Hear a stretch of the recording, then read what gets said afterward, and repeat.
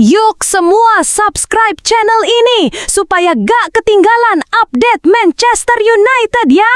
Glory, glory Man United! Inilah alasan mengapa Manchester United wajib datangkan Kylian Mbappe dari Real Madrid. Nama Kylian Mbappe kembali mencuat ke permukaan bukan karena selebrasinya yang khas, tapi karena satu isu besar, mungkinkah ia jadi solusi bagi kebangkitan Manchester United.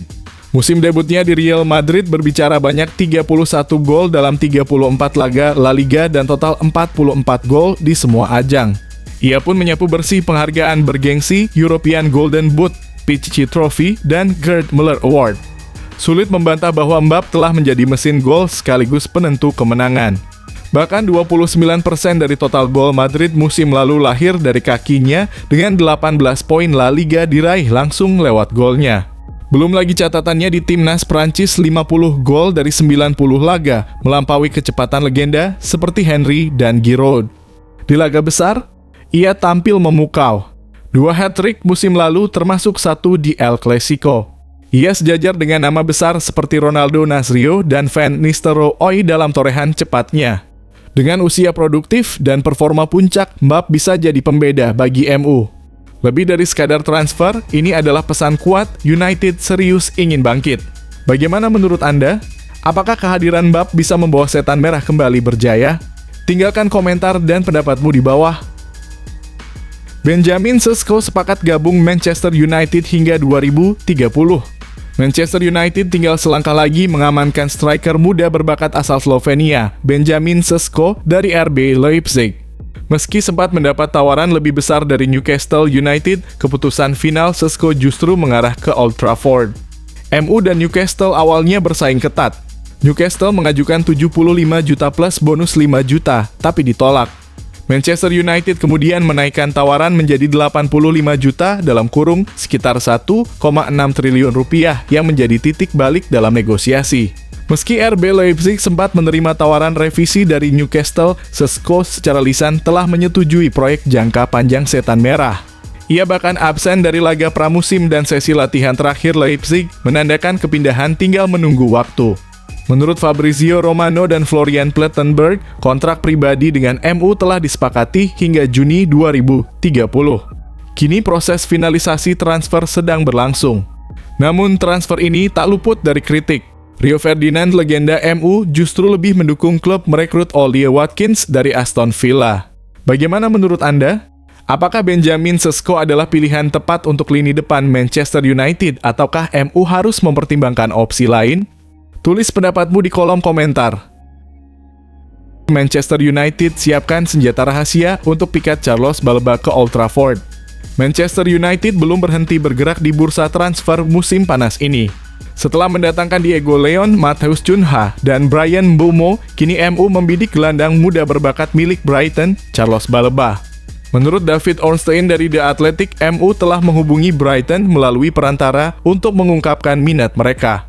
Meski The Saguls enggan melepas sang pemain, setan merah tampaknya punya senjata rahasia dalam bentuk mantan rekan Baleba di Lille Yoro yang kini juga membela MU. Keduanya menjalin persahabatan erat sejak bermain bersama di Prancis. Baleba 21 tahun juga dikenal baik oleh Andre Onana dan Bryan Mbeumo lewat timnas Kamerun. Chemistry yang sudah terbangun ini diharapkan bisa memperkuat rayuan MU agar ia mau pindah ke Old Trafford. Namun, jalan tidak mudah. Brighton mematok harga tinggi bahkan bisa menyentuh angka fantastis seperti saat mereka menjual Moises Caicedo ke Chelsea seharga 115 juta.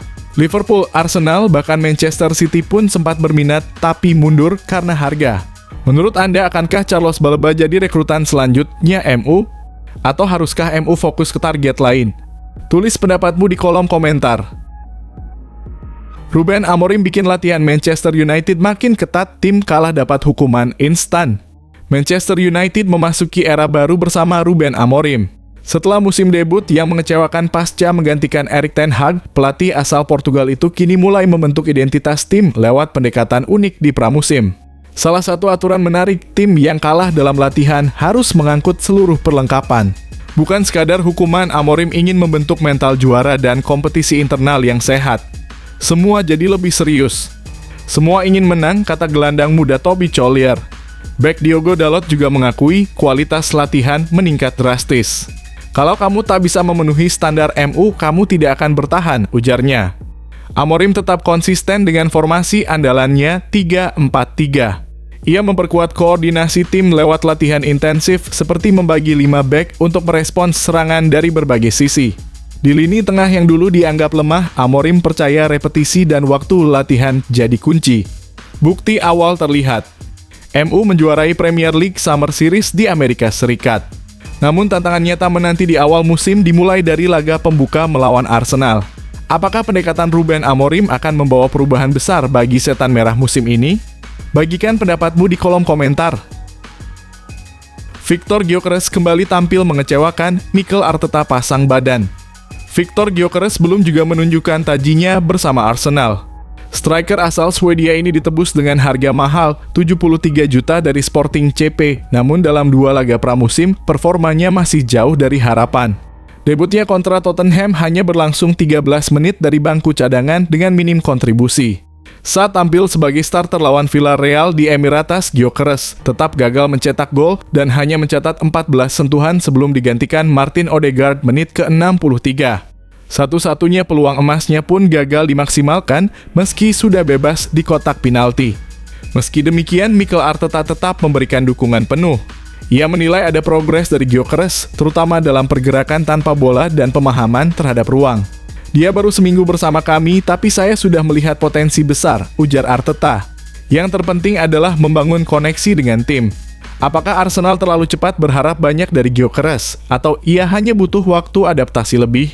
Bagaimana menurutmu, Go Owners? Tulis pendapatmu di kolom komentar.